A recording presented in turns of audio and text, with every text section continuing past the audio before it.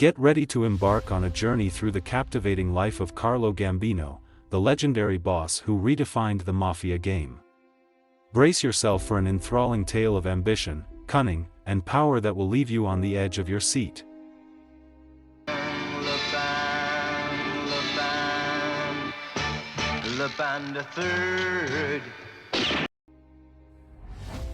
Gambino was born in Palermo, Sicily, Italy, on August 24, 1902, to a family that belonged to a Sicilian mafia gang from Passo di Regano. He had two brothers, Gaspar Gambino, who was not involved with the mafia, and Paolo Gambino, who was a part of the Gambino crime family. His parents were Italian immigrants Tommaso Gambino and Felice Castellano. Gambino entered the United States on December 23, 1921, at Norfolk, Virginia, as a stowaway on the SS Vincenzo Florio. He then joined his cousins, the Castellanos, in New York City. He had worked for a small trucking firm owned by his uncle's family. Gambino later moved to a modest house located at 2230 Ocean Parkway in Brooklyn, his Long Island residence, located at 34 Club Drive in Massapequa, served as his summer home. The two-story brick house, surrounded by a low fence with marble statues on the front lawn, was at the end of a cul-de-sac in Harbor Green Estates, overlooking the South Oyster Bay. In 1932, Gambino married one of his cousins, Catherine Castellano, sister of Paul Castellano. They raised 4 children, sons Thomas, Joseph, and a daughter, Phyllis Gambino Sinatra.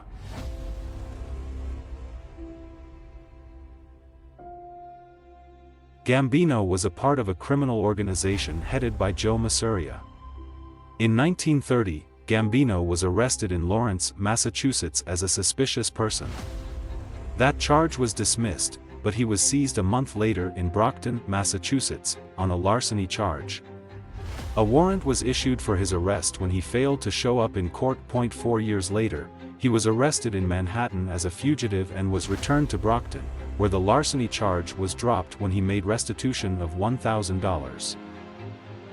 By the early 1930s, Masuria's main rival was boss Salvatore Maranzano, who had come from Sicily to run the Castellamarese clan.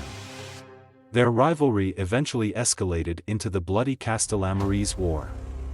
Masuria and Maranzano were so-called Mustache Pete's, older, traditional mafia bosses who had started their criminal careers in Italy. They believed in upholding the supposed old-world mafia principles of honor, tradition, respect, and dignity.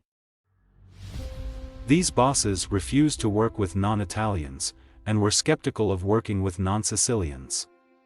Some of the most conservative bosses worked with only men having roots in their own Sicilian village.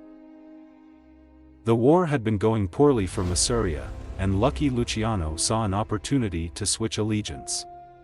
In a secret deal with Maranzano, Luciano agreed to engineer Masuria's death in return for receiving Masuria's rackets and becoming Maranzano's second-in-command.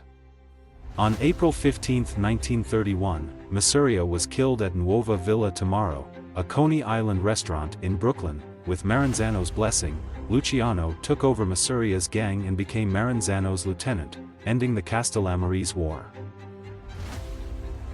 With Masuria gone, Maranzano reorganized the Italian-American gangs in New York City into 5 families headed by Luciano, Prophesai, Gagliano, Vincent Mangano and himself. Maranzano called a meeting of crime bosses in Wappingers Falls, New York, where he declared himself Capo di Tutti Capi. Maranzano also whittled down the rival families' rackets in favor of his own. Luciano appeared to accept these changes, but was merely biding his time before removing Maranzano. Although Maranzano was slightly more forward-thinking than Masuria, Luciano had come to believe that Maranzano was even more greedy and hidebound than Masuria had been. By September 1931, Maranzano, realizing the threat Luciano posed, hired Irish hitman Vincent "Mad Dog" Cull to eliminate him. However, Lucchese alerted Luciano that he was marked for death. On September 10, Maranzano summoned Luciano, Genovese and Costello to his office at 230 Park Avenue in Manhattan, where he was killed. Later in 1931, Luciano called a meeting in Chicago with various bosses, where he proposed the creation of a governing body for organized crime that would later evolve into the Commission, designed to settle all disputes and decide which families controlled which territories. The Commission has been called Luciano's greatest innovation. Luciano's goals with the Commission were to quietly maintain his own power over all the families, and to prevent future gang wars. The bosses approved the idea.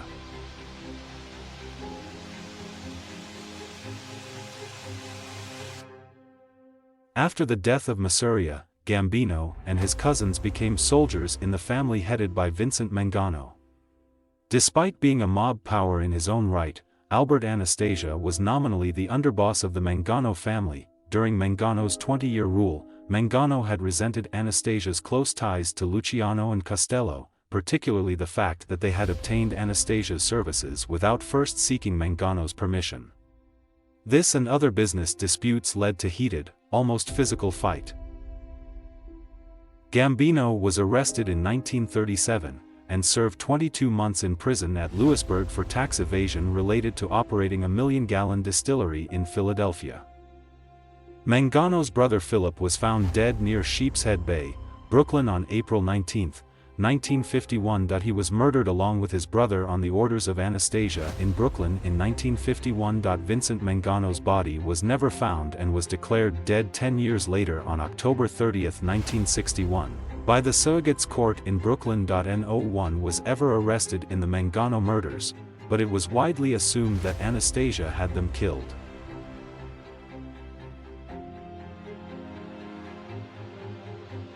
During the mid-1950s, Genovese decided to move against Frank Costello. However, Genovese needed to also remove Costello's strong ally on the Commission, Albert Anastasia, the boss of the Anastasia crime family. Genovese was soon conspiring with Gambino, Anastasia's underboss, to remove Anastasia. In early 1957, Genovese decided to move on Costello. Genovese ordered Vincent Giganti to murder Genovese family boss Costello, and on May 2, 1957, Giganti shot and wounded Costello outside his apartment building. Although the wound was superficial, it persuaded Costello to relinquish power to Genovese and retire. A doorman identified Giganti as the gunman. However, in 1958, Costello testified that he was unable to recognize his assailant. Giganti was acquitted on charges of attempted murder. With Costello gone, Genovese and Gambino allegedly ordered Anastasia's murder. Gambino gave the contract to Joe Prophesy, who then allegedly gave it to the Gallo crew, headed by Joseph "Crazy Joe" Gallo, with Anastasia being murdered on October 25, 1957, in the barbershop of the Park Sheraton Hotel in Midtown Manhattan. Gambino then became the new boss of the Mangano crime family, which was renamed the Gambino crime family. Gambino appointed Joseph Biondo as underboss. However, by 1965, he was replaced with Aniello Delacroce.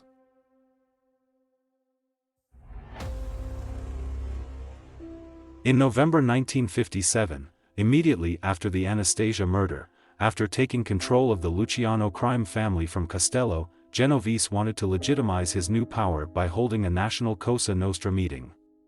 Genovese elected Buffalo, New York boss and commission member, Stefano "The Undertaker" Megadino, who in turn chose northeastern Pennsylvania crime boss Joseph Barbara and his underboss Russell Buffalino to oversee all the arrangements for the Appalachian meeting. Cuba was one of the Appalachian topics of discussion, particularly the gambling and narcotics smuggling interests of La Cosa Nostra on the island. The international narcotics trade was also an important topic on the Appalachian agenda. The New York garment industry interests and rackets, such as loan sharking to the business owners and control of garment center trucking, were other important topics on the Appalachian agenda. On November 14, 1957, powerful mafiosi from the United States and Italy convened at Barbara's estate in Appalachian, New York. The meeting agenda included the resolution of open questions on illegal gambling and narcotics dealing, particularly in the New York City area. State Trooper Edgar D. Croswell had become aware that Barbara's son was reserving rooms in local hotels along with the delivery of a large quantity of meat from a local butcher to the Barbara home.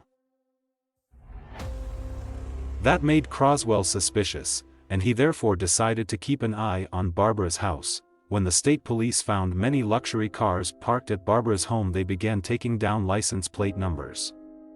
Having found that many of these cars were registered to known criminals, state police reinforcements came to the scene and began to set up a roadblock. When the mobsters discovered the police presence, they started fleeing the gathering by car and by foot. Many mafiosi escaped through the woods surrounding the Barbara estate. Gambino is thought to have attended the meeting, but was not one of the mobsters apprehended. The police stopped a car driven by Buffalino, whose passengers included Genovese and 3 other men. At a roadblock as they left the estate, Buffalino said that he had come to visit his sick friend, Barbara. Genovese said he was just there for a barbecue and to discuss business with Barbara. The police let him go. Gambino and Luciano allegedly helped pay part of $100,000 to a Puerto Rican drug dealer to falsely implicate Genovese in a drug deal. 43. On April 17, 1959, Genovese was sentenced to 15 years in prison for drug offenses, where he died on February 14, 1969. 46. On January 26, 1962, Luciano died of a heart attack at Naples International Airport. 3 days later, 300 people attended a funeral service for Luciano in Naples. His body was conveyed along the streets of Naples in a horse-drawn black hearse. With the permission of the U.S. government, Luciano's relatives took his body back to New York for burial. He was buried in St. John's Cemetery in Middle Village, Queens. More than 2,000 mourners attended his funeral. Gambino, Luciano's longtime friend. After Genovese's imprisonment, Gambino subsequently took control of the commission. Gambino despised drugs, and even though heroin and cocaine were highly lucrative, he thought that they would also attract attention. The punishment for a family member dealing drugs, in Gambino's style, was death. In the 1960s, the Gambino family had 500 soldiers and over 1,000 associates. In 1962, Carlo Gambino's oldest son, Thomas Gambino, married Tommy Lucchese's daughter Frances, 51. Over 1,000 guests attended the wedding, at which Carlo Gambino presented Lucchese with a $30,000 gift. In return, Lucchese gave Gambino a part of his rackets at Idlewild Airport, now called John F. Kennedy Airport.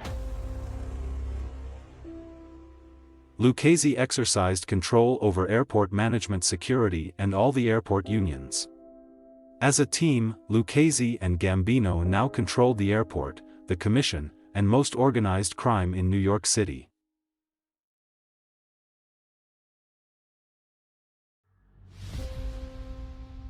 In 1963, Joseph Bonanno, the head of the Bonanno crime family, made plans to assassinate several rivals on the Mafia commission, bosses Gambino, Tommy Lucchese, and Stefano Megadino, as well as Frank DeSimone. Bonanno sought Joseph Magliocco's support, and Magliocco readily agreed.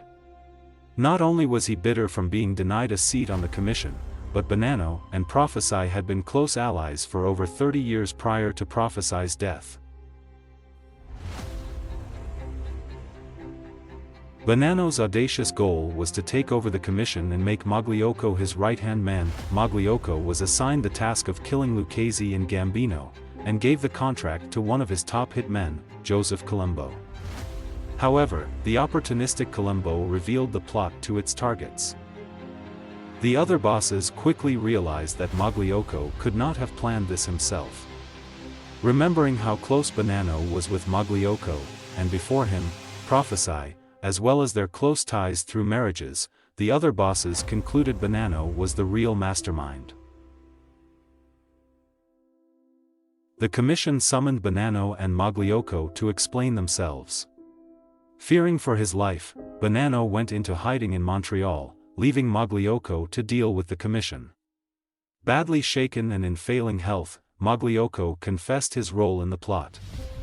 The commission spared Magliocco's life, but forced him to retire as Prophesy family boss and pay a $50,000 fine.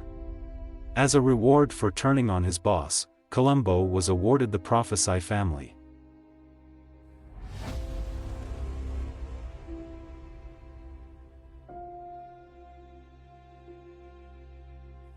Deportation proceedings were started by the Immigration and Naturalization Service as early as 1953, but made no headway for several years because of Gambino's heart condition and constant hospitalizations. In 1970, he was indicted on charges of conspiring to hijack an armored car carrying $3 million, and was arrested on March 23, 1970. He was released on $75,000 bail, and was never brought to trial because of his health. The same year, the Supreme Court upheld a 1967 order, that he previously appealed, that he be deported because he had entered the country illegally. When the government tried to carry out the order, Gambino was rushed to a hospital after he had suffered a massive heart attack. On June 28, 1971, Colombo was shot 3 times by Jerome A. Johnson, one being in the head, at the Second Italian Unity Day rally in Columbus Circle sponsored by the Italian-American Civil Rights League. Johnson was immediately killed by Colombo's bodyguards. Colombo was paralyzed from the shooting, and later died in 1978. Although many in the Colombo family blamed Joe Gallo for the shooting, the police eventually concluded that Johnson was a lone gunman after they had questioned Gallo since Johnson had spent time a few days earlier at a Gambino club. One theory was that Gambino organized the shooting. Colombo refused to listen to Gambino's complaints about the League, and allegedly spat in Gambino's face during one argument. However, the Colombo family leadership was convinced that Gallo ordered the murder after his falling out with the family. 61. Gallo was murdered on April 7, 1972. After Genovese's death, Gerardo Catina became the new official boss. However, Catina was indicted and jailed in 1970. Thomas Eboli was then the front boss of the family for the next 2 years. However, Eboli wanted to be the real head of the Genovese family. To further his advancement, Eboli borrowed $4 million from the commission chairman and head of the rival Gambino crime family, Carlo Gambino, to fund a new drug trafficking operation. However, law enforcement soon shut down Eboli's drug racket and arrested most of his crew. Gambino and his underboss Aniello Delacroce allegedly came to Eboli to get their money back, but he did not have it.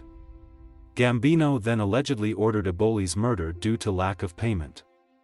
However, it is believed that Gambino actually wanted to replace Eboli with Gambino ally Frank Funzi Thierry, and that Gambino used the drug trafficking operation to set up Eboli.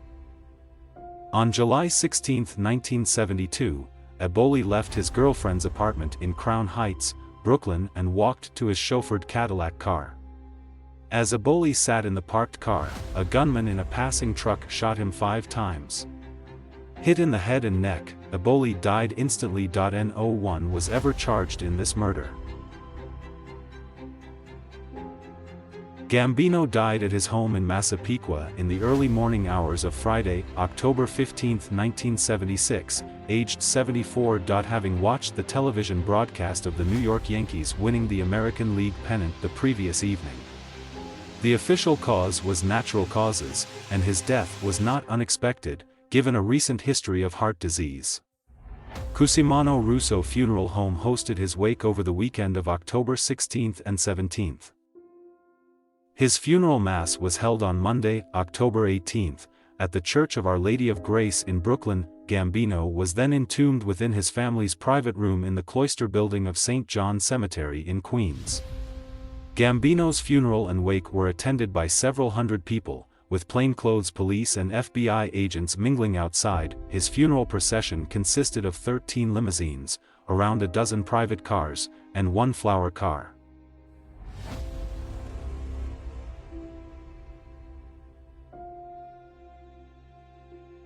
Against expectations, he had previously appointed Castellano to succeed him over his underboss Delacroce. Gambino appeared to believe that his crime family would benefit from Castellano's focus on white-collar businesses. Delacroce, at the time, was imprisoned for tax evasion and was unable to contest Castellano's succession. Castellano's succession was confirmed at a meeting on November 24, with Delacroce present. Castellano arranged for Delacroce to remain as underboss while directly running traditional Cosa Nostra activities such as extortion, robbery, and loan sharking. While Delacroce accepted Castellano's succession, the deal effectively split the Gambino family into two rival factions.